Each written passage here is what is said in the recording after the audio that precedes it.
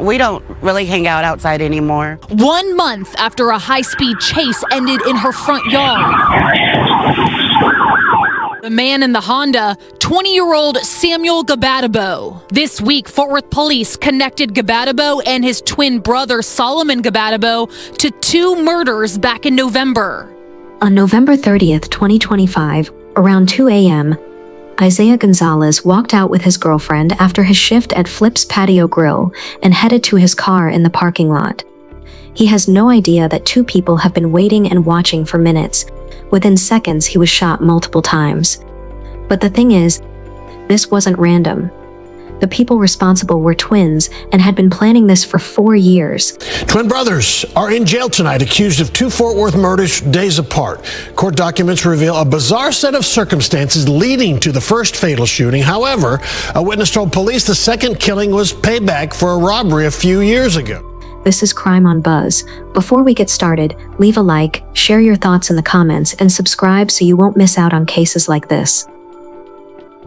Isaiah Gonzalez was 20 years old and worked at Flip's Patio Grill, a sports bar located at 6C613 Fossil Bluff Drive in Fort Worth, Texas.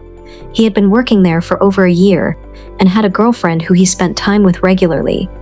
The reason he became a target was as a result of something that happened 4 years earlier. According to police investigation, Isaiah Gonzalez and several others allegedly robbed 2 twin brothers named Samuel and Solomon Gabadabo in 2021. The twins were both 16 years old at the time. During this alleged robbery, the twins were threatened and reportedly forced to undress while being recorded. They filed a report about being robbed, but no documentation has been found showing that Isaiah or anyone else was arrested or charged in connection with this incident. Now, the video itself became a key piece of evidence. The twins are also reportedly responsible for an incident that occurred on November 15, 2025, at an apartment complex in North Fort Worth near 35W and Western Center Boulevard. The area had been dealing with multiple car break-ins over the past weeks, so residents were already on edge. Surveillance footage from the complex showed a white Nissan Altima pulling into the parking lot. Shortly after, 4 young men appeared on camera. One of them was 19-year-old Devon Randles. Devon Randals was born on July 18, 2006, and had just turned 19 a few months before. According to his mother, Tiffany Stewart, Devon wasn't someone who got into trouble. He had also enlisted in the Navy and was scheduled to leave the following month. But on this particular night, police reported that Devon was found wearing a surgical mask and rubber gloves. Investigators believed that he and 3 other men were breaking into vehicles in the apartment complex parking lot. One of the vehicles they allegedly targeted was the white Nissan Altima that had been captured on surveillance footage entering the lot. In the early morning hours of November 15th, 19-year-old Devon Randles was shot and killed at a North Fort Worth apartment complex near 35W and Western Center Boulevard. Investigators believe the victim, found with a surgical mask and gloves on, was breaking into vehicles with others. A shooting took place and Devon was found with multiple injuries. He was pronounced gone at the scene.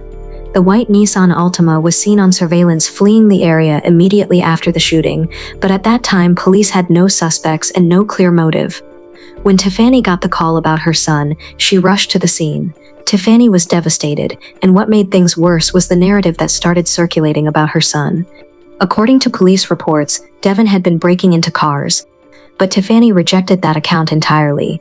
She took to social media to defend her son's name and push back against what she called a false narrative, while also soliciting contributions for his funeral.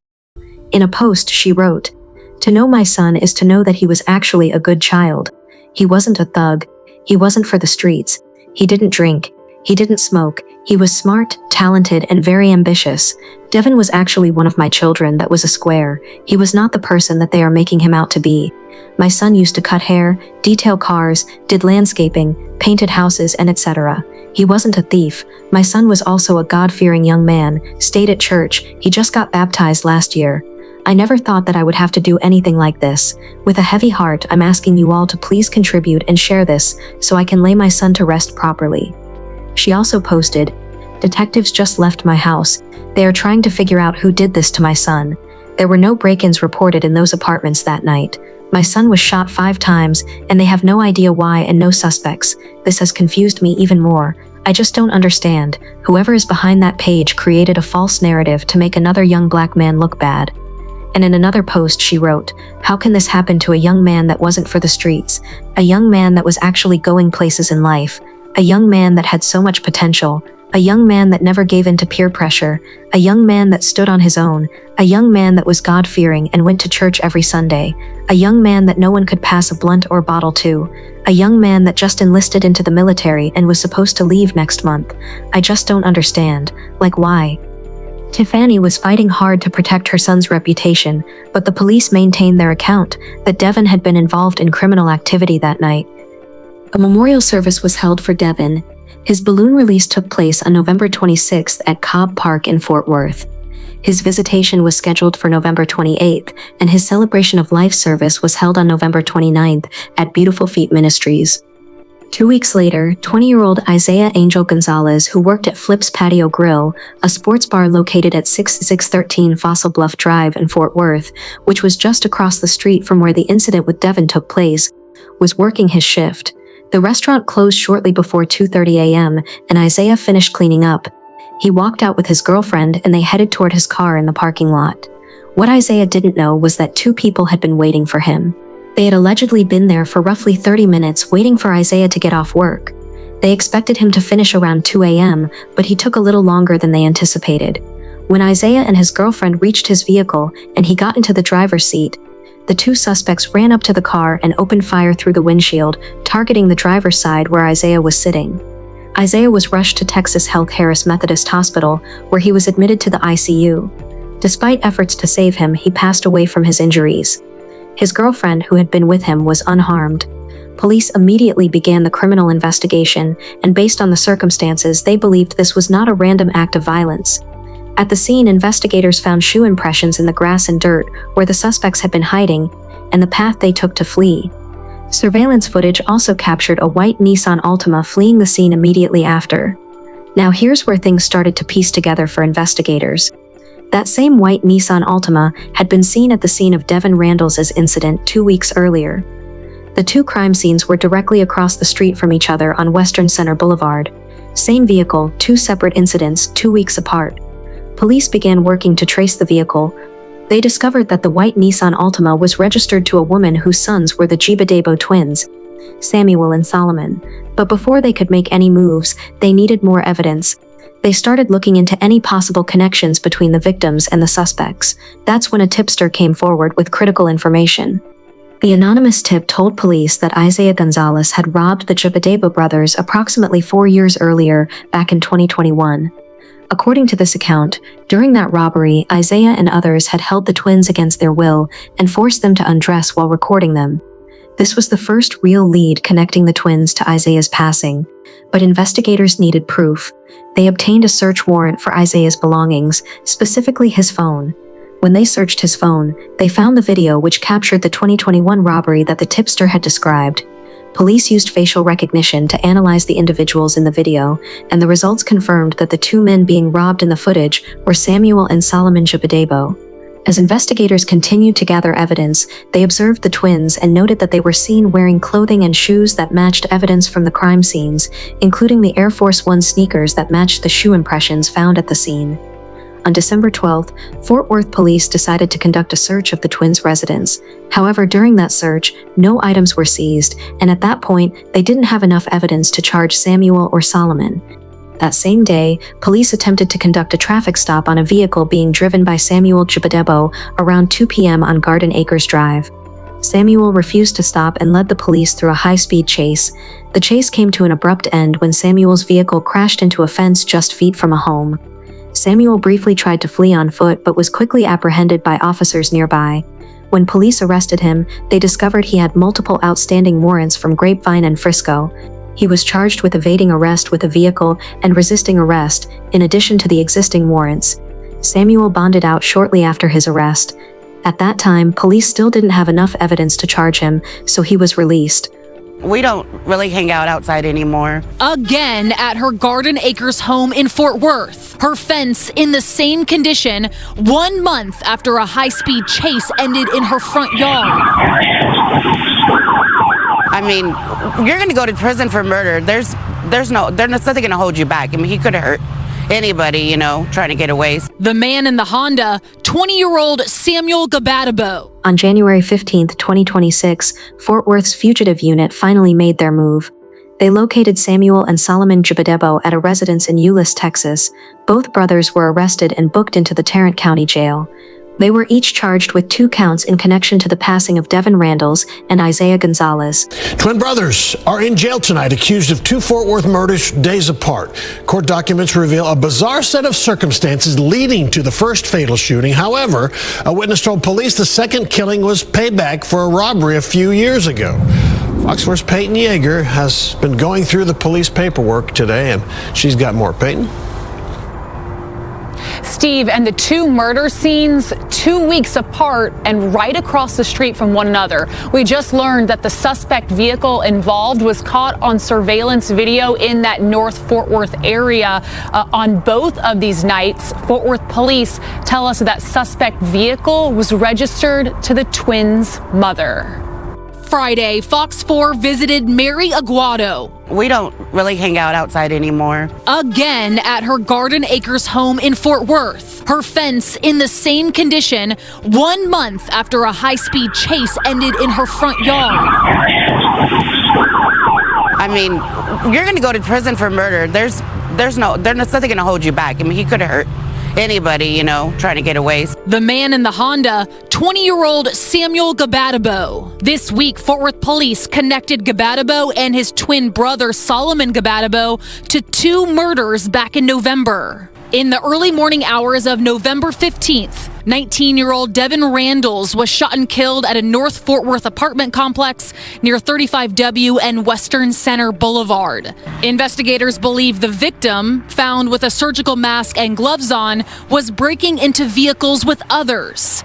2 weeks later, and just across the street of Western Center Boulevard, an employee at Flip's Patio Grill was murdered in the parking lot. Detectives determined 20-year-old Isaiah Gonzalez finished his shift on November 30th when he was gunned down in his vehicle. Fort Worth police say it appeared to be a targeted hit.